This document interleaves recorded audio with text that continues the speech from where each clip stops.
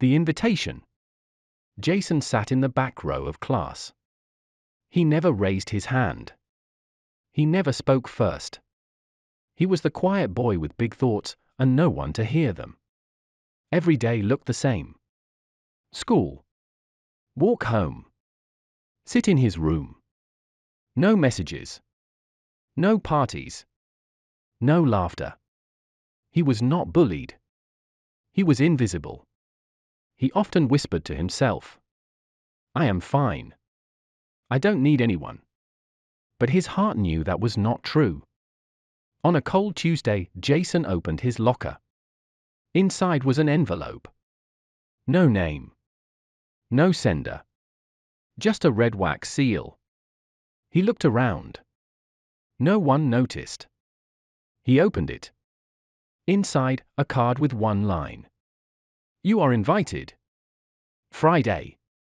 6 p.m. Don't be late." Nothing else. No address. No name. It made no sense. But for the first time in years, his heart beat faster, not from fear, but from curiosity. Jason held the invitation all week.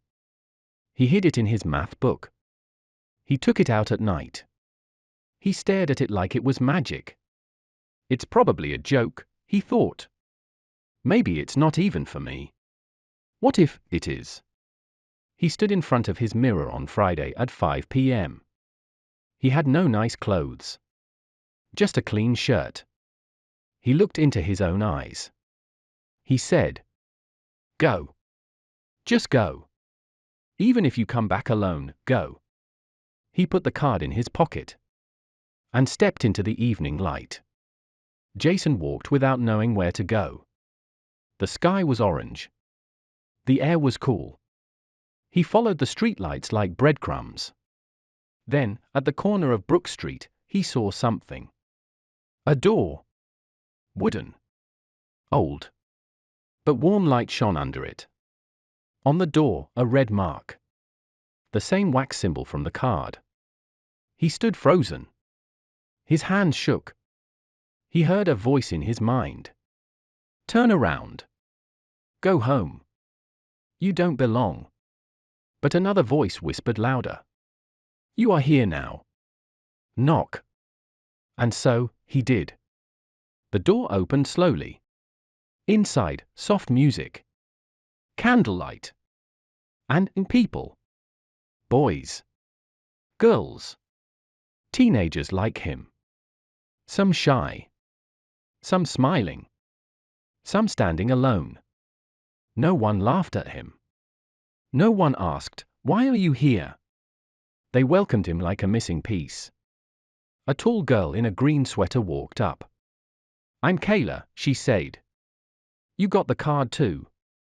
Jason nodded. She smiled. "Then you belong here. Come on. There's tea and music upstairs." And just like that, Jason followed. Upstairs was a big circle of chairs. One by one, people Saturday. One by one, they spoke. No pressure. Just honesty. A boy with glasses said, "I used to think I was boring." A girl with bright hair said, "I cried alone at lunch every day." Someone else added, "This group found me before I disappeared." Jason's turn came. His voice cracked. But he said, I never got invited to anything. Not once. And now I'm here. And I don't even know why." Kayla touched his shoulder. "You're here," she said. "That's why." After the stories, the group walked into another room. There, a long wall was covered in colorful paper pieces. Each paper had a word. Lost. Lonely. Brave. Enough. Becoming. Kayla said, "This is the wall of truth. Every word here is someone's story. You can add one. If you want." Jason stared at the wall. He wrote one word on a blue paper. Seen. He placed it gently on the wall. For the first time in years, he felt it was true. Later, Jason entered a small room with no people. Just soft lights and mirrors. A note on the wall said, "Take 1 minute. Look at yourself. Say what you've never said." He Saturday. His reflection looked tired, but strong. He whispered, "I am not broken."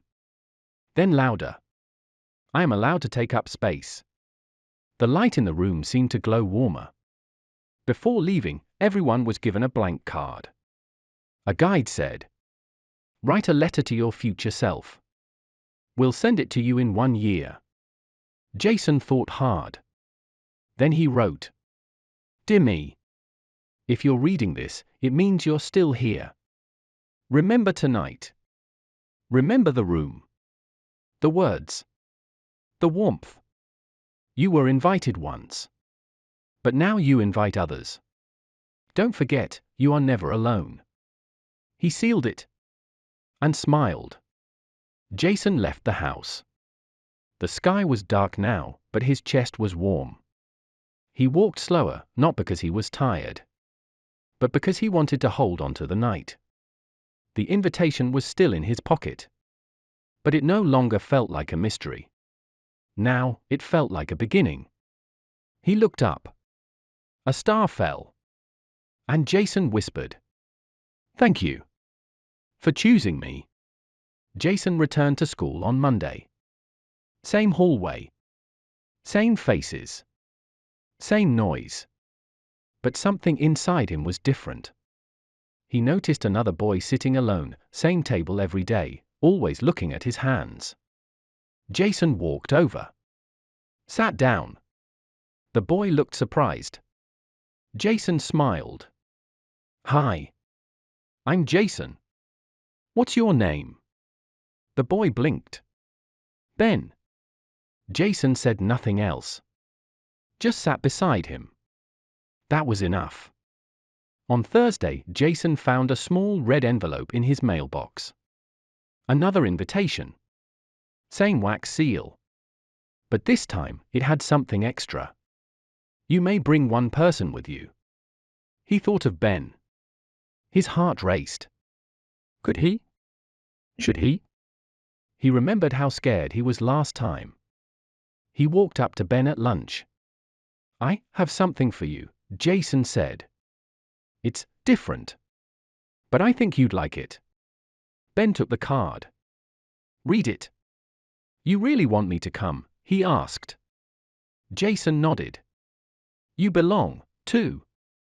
That Friday night, Jason and Ben stood outside the same wooden door.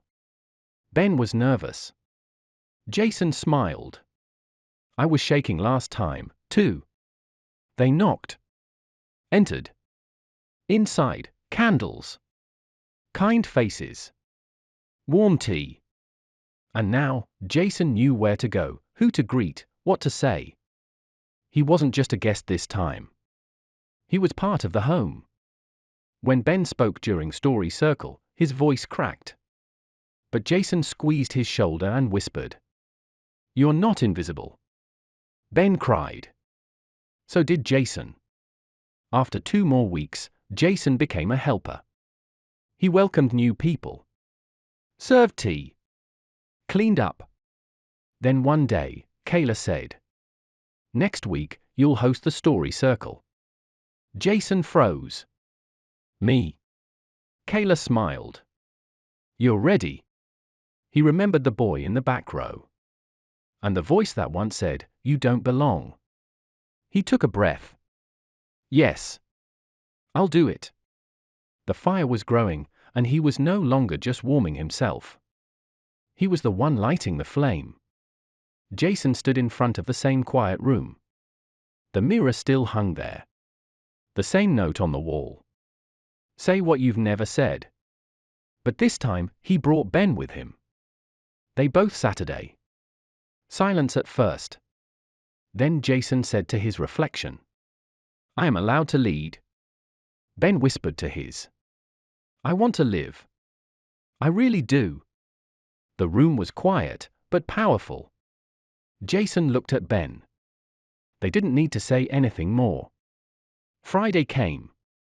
Jason stood in the story circle, not as a guest, but as the one opening the space. His hands shook, but his voice was steady. Welcome. If this is your first time, you are already part of us. He told his story, from silence to speech, from fear to invitation. Some cried. Some smiled. All listened. After the circle, a girl came to him. I haven't spoken in months, she said. But I think I want to try again. Because of you. Jason held her hand. Then your voice is already halfway here. One morning, Jason checked the mail. Inside it a letter. Handwritten. Familiar. He opened it. Dear me. If you're reading this, it means you're still here. Remember tonight. Remember the room. The words. The warmth. You were invited once. But now you invite others. Don't forget, you are never alone. He smiled. It was the letter he wrote months ago, now sent back to his future self. He held it close. It still felt true. The wall of words had grown. Now it covered the room. But someone had added a second wall beside it. The wall of names. Names of everyone who had once sat in the circle. Jason looked for his own. There it was, near the center. Ben's name was next to his. Kayla's above. Someone new walked up. A girl holding her first invitation. Jason handed her a pen. Your name will fit perfectly.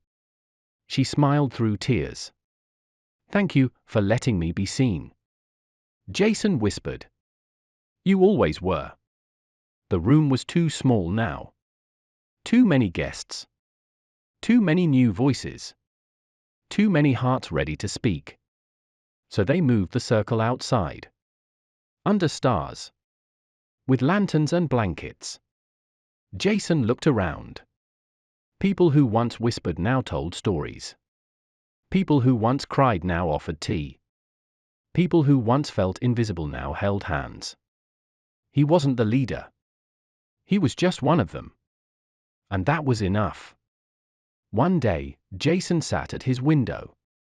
A boy walked by, head down, hands in pockets. Jason recognized that walk. He opened his drawer. Inside, one last red envelope. Blank. Sealed. He ran outside. Tapped the boy's shoulder. Hi, Jason said. This is for you. The boy looked confused. Opened it. His lips moved slowly as he read. You are invited. He looked up. Jason smiled. Come. You belong. I did too, once. The boy nodded. And the story began again.